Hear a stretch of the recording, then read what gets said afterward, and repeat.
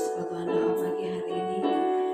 Kami bersyukur Tuhan untuk pagi hari ini, hari yang baru, kesehatan kekuatan yang Tuhan berikan kepada kami.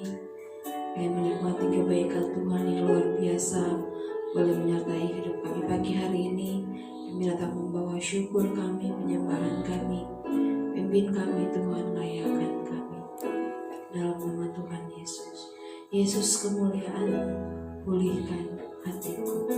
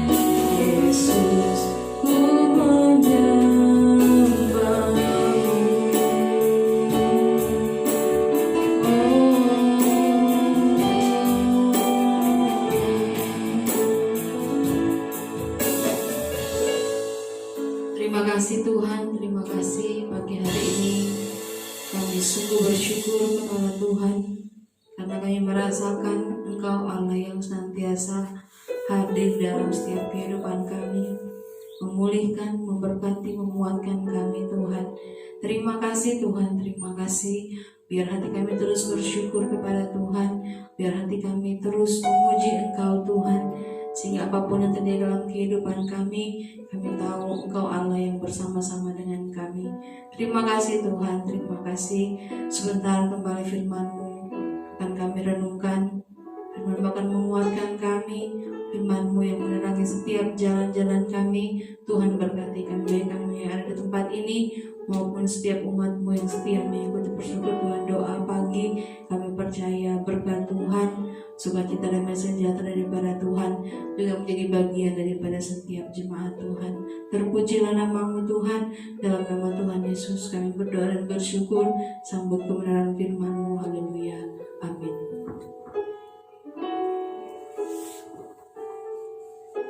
Puji Tuhan, pada pagi hari ini sama-sama kita mau merenungkan dari firman Tuhan yang terdapat dalam Roma pasal yang ke-6 ayat yang ke-17. Roma pasal yang ke-6 ayat yang ke-17.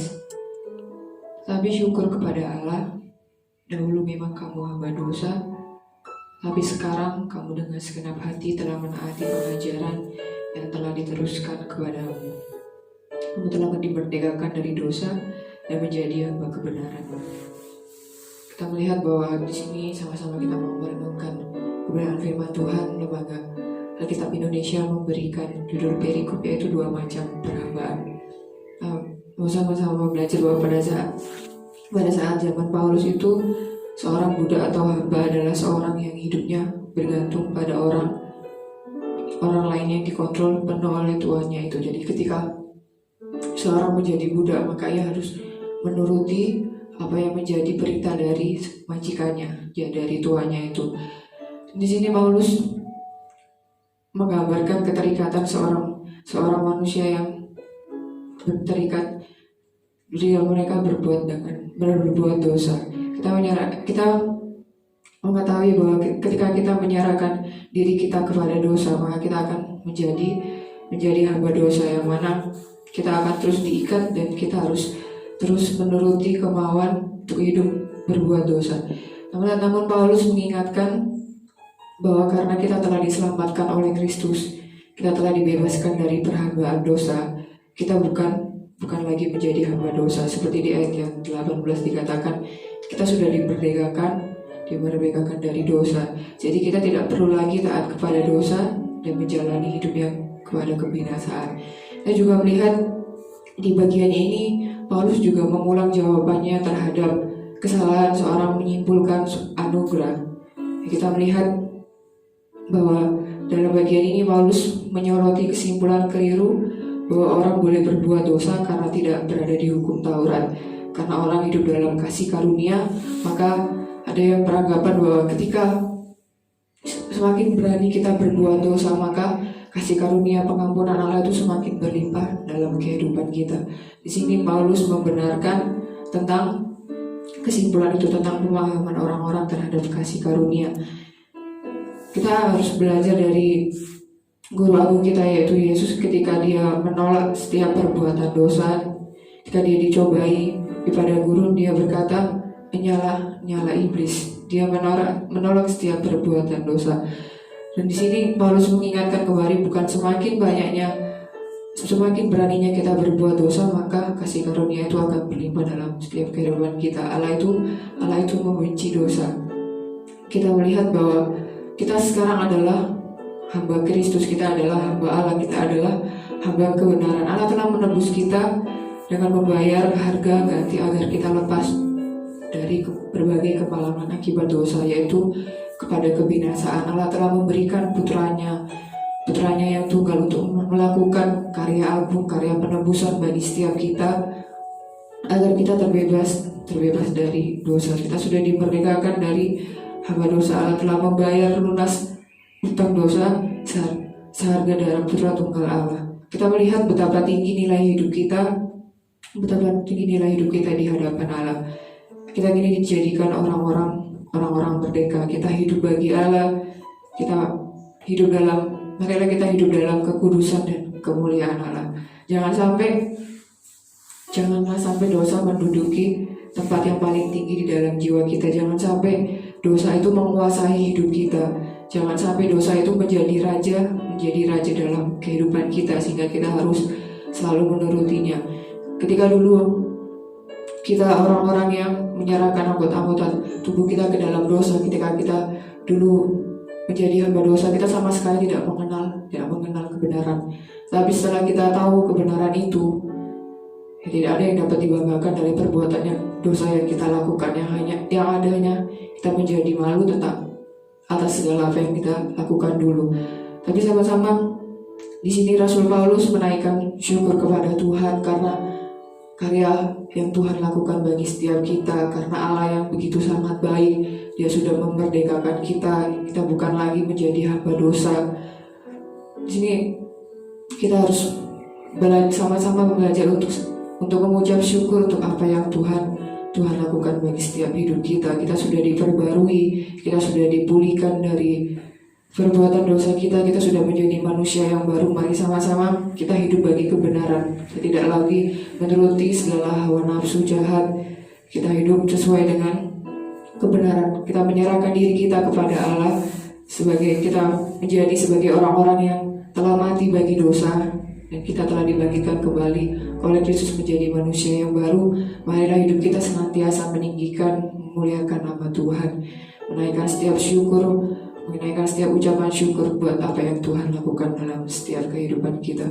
Ingat, kita bukan lagi hamba dosa, tetapi kita sudah dimerdekakan. Oleh sebab itu kita menjadi hamba Allah. Mari kita melakukan setiap perintah firman Tuhan, setiap kebenaran yang ada dalam firman Tuhan. Kita memuliakan nama Tuhan, meninggikan nama Tuhan dalam setiap kehidupan kita. Puji Tuhan, kita angkat pujiannya tadi. Segala pujian syukur bagi nama-Mu Tuhan, sebab Engkau telah hadir dalam setiap kehidupan kami. Keselamatan yang Kau berikan bagi setiap kami Tuhan.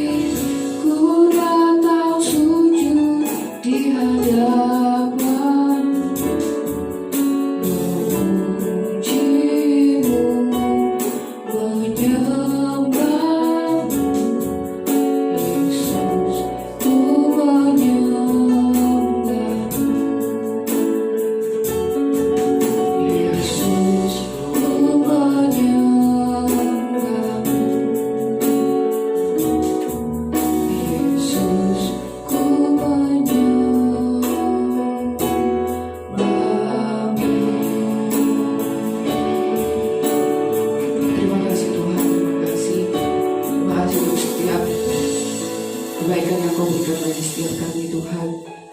Terima kasih untuk apa yang Kau lakukan dalam setiap kehidupan kami. Kau telah memulihkan setiap kami Tuhan.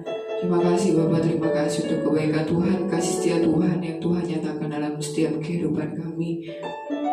Pada pagi hari ini Tuhan, mari kami menyerahkan seluruh kehidupan kami ke dalam tangan Tuhan. Hanya Tuhan yang menuntun setiap kehidupan kami Tuhan. Dan pada pagi hari ini Tuhan, Kau yang menuntun setiap langkah kami Tuhan, apapun yang kami perbuat Tuhan, hanya boleh menyukakan hati-Mu Tuhan. Menyerahkan seluruh kehidupan kami hanya untuk menyenangkan hati-Mu Tuhan. Terima kasih Bapa yang baik, terima kasih Tuhan. Pada pagi hari ini Tuhan, kiranya Kau yang memberkati setiap kami Tuhan. Kau yang menjaga setiap kehidupan kami Tuhan. Terima kasih Bapa yang baik, terima kasih.